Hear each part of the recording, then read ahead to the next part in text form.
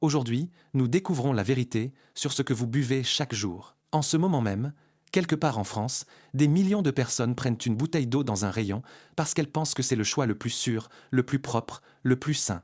Mais voici ce que l'étiquette ne dit pas. Nous avons lu chaque test, chaque rapport, chaque enquête.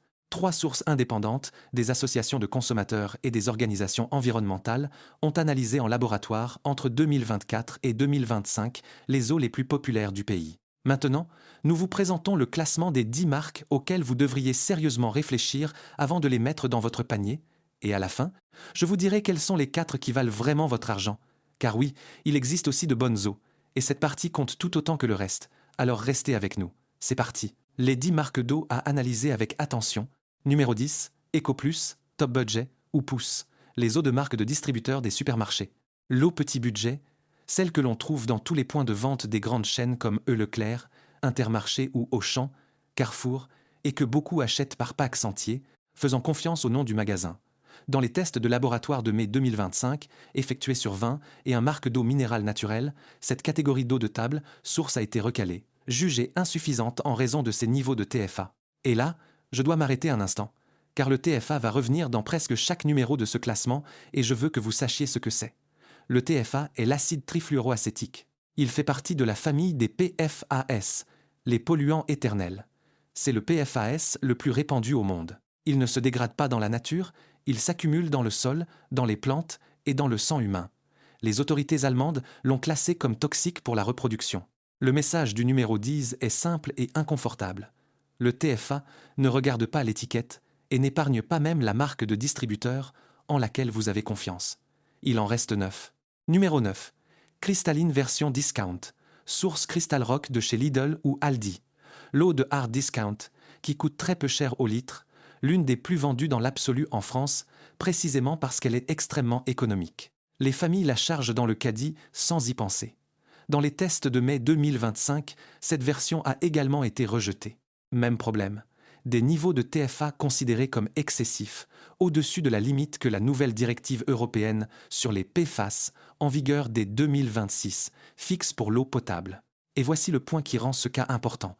Si vous payez très peu, mais que vous recevez quand même du TFA, quelle est la véritable économie?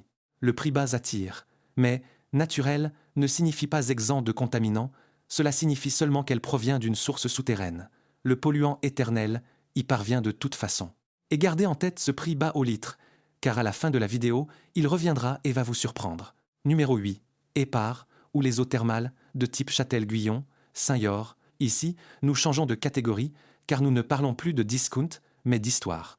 L'eau de type thermale ou de station balnéaire, celle associée depuis des générations au traitement pour les reins, au séjour, aux bains et aux bouteilles, sur lesquelles est écrit solennellement un nom qui évoque la tradition et la santé. Dans les tests de mai 2025, cette eau a été recalée, et le motif n'est pas seulement le TFA, mais surtout l'arsenic détecté dans les échantillons en quantité plus élevée par rapport à de nombreuses concurrentes, ainsi que l'impact environnemental négatif de l'emballage. L'arsenic reste dans les limites de la loi, il faut le dire clairement, mais c'est un métal dont l'exposition prolongée est liée à l'hypertension, aux problèmes cardiovasculaires et à l'augmentation du risque de tumeur. Une histoire de plusieurs siècles n'efface pas un bulletin d'analyse de laboratoire. Nous sommes à la moitié du chemin, il en reste 6, et à partir de là, les numéros deviennent plus lourds.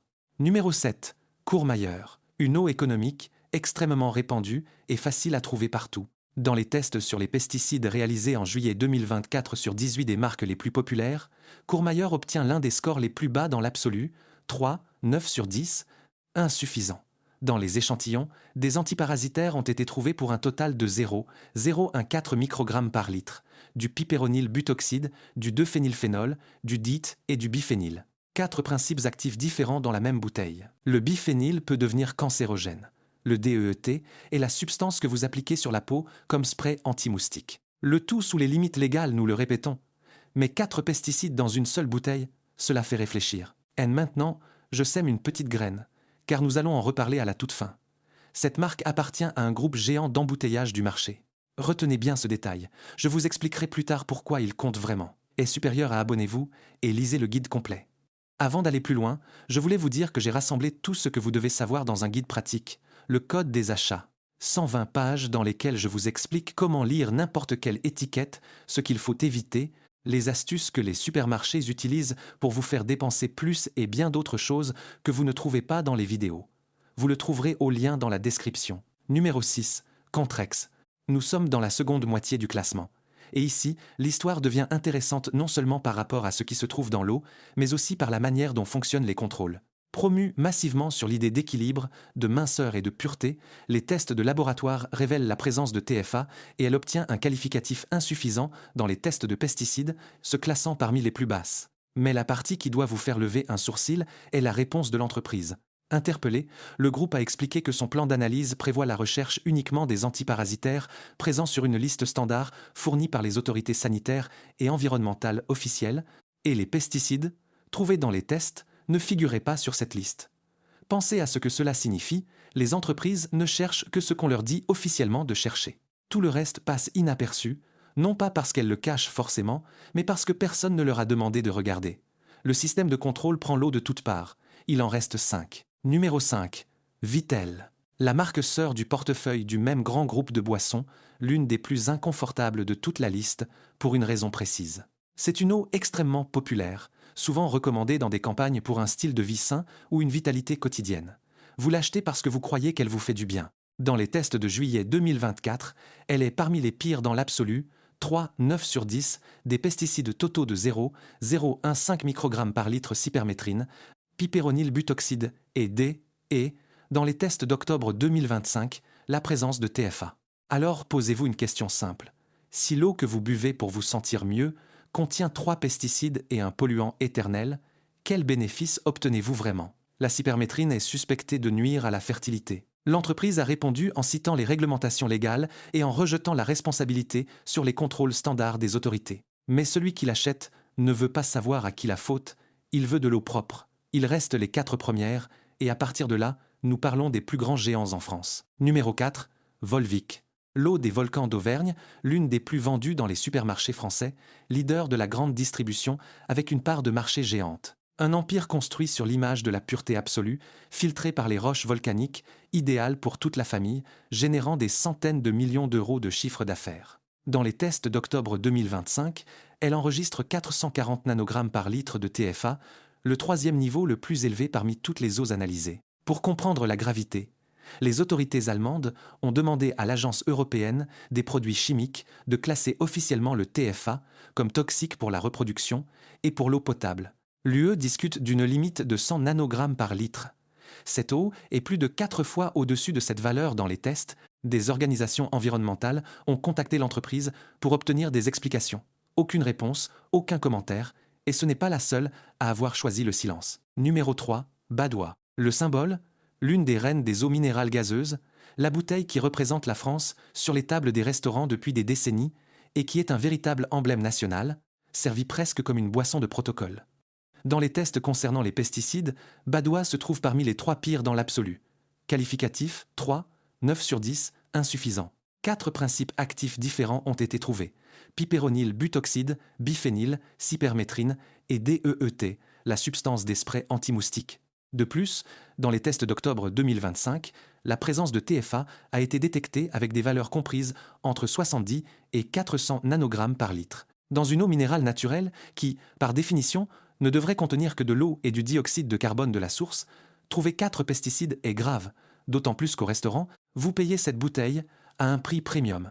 Mais Badoit n'est pas le numéro 1, c'est juste l'apéritif, car le groupe qui domine les eaux de table détient les 2 positions suivantes. Numéro 2, Evian, l'eau des sommets alpins, célèbre pour ses publicités historiques sur la pureté des montagnes et des glaciers, la marque mondiale qui vend de l'exclusivité et de la légèreté montagnarde à prix élevés. Dans les tests d'octobre 2025, elle enregistre 570 nanogrammes par litre de TFA, le 2e niveau le plus élevé de toutes les eaux testées. De plus, elle a été recalée à 2 reprises pour des niveaux excessifs de TFA et pour une présence élevée d'arsenic. Donc, assemblons les pièces du puzzle, l'eau qui vous est vendue comme étant l'étalon de la pureté globale, celle qui descend des glaciers des Alpes, échoue au test pour le polluant éternel le plus répandu au monde et pour un métal lourd. C'est l'eau de montagne, à prix premium par litre, alors que la cristalline d'entrée de gamme ou les marques discount ont échoué pour exactement le même TFA. Même problème, mais à un prix 10 fois plus élevé.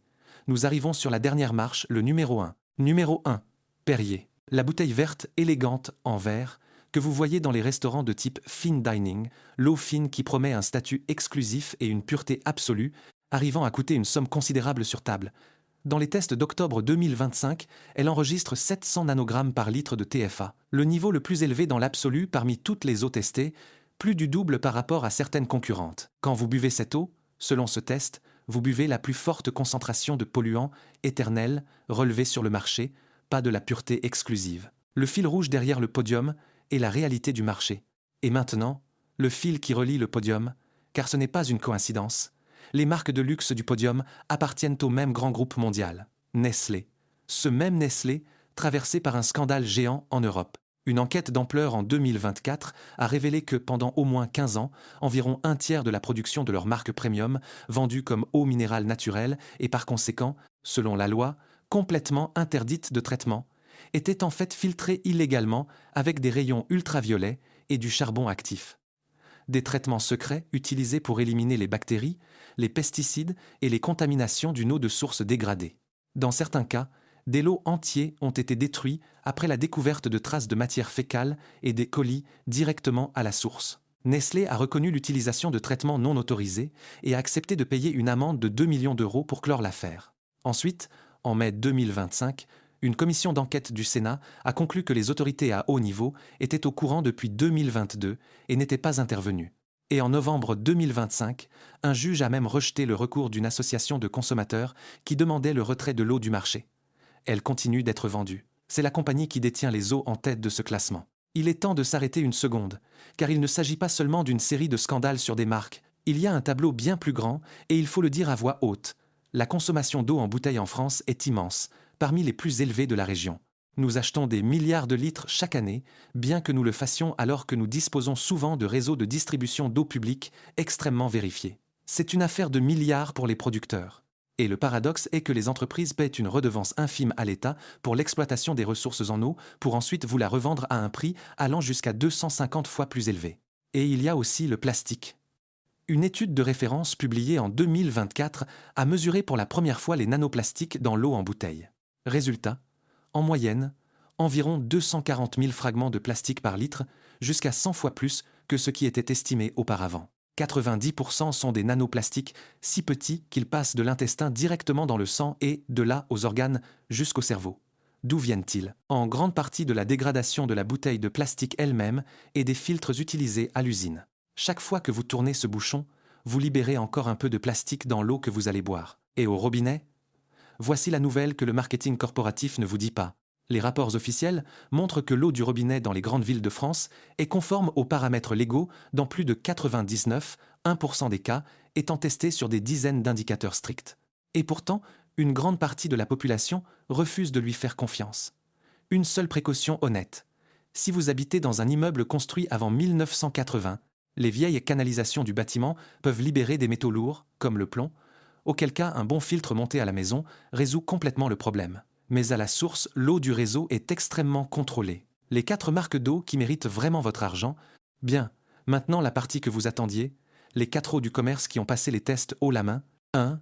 Quesac ou Salvetta, la variante effervescente naturelle gazéifiée, une eau minérale historique où le gaz n'est pas ajouté artificiellement en usine par des processus industriels lourds, mais est le résultat d'un parcours souterrain naturel à travers des couches volcaniques avant d'être embouteillé. Dans les tests d'octobre 2025, elle a été l'une des 2 seules grandes marques dans lesquelles aucune trace de TFA n'a été détectée, étant complètement sous la limite de détection des appareils. Une marque locale propre, aux analyses impeccables. 2. Tonon la variante plate, et ici, nous déterrons la graine plantée au numéro 7. Vous vous souvenez de Courmayeur, l'une des moins bien notées, mais qui provient de grands portefeuilles. Voici la surprise.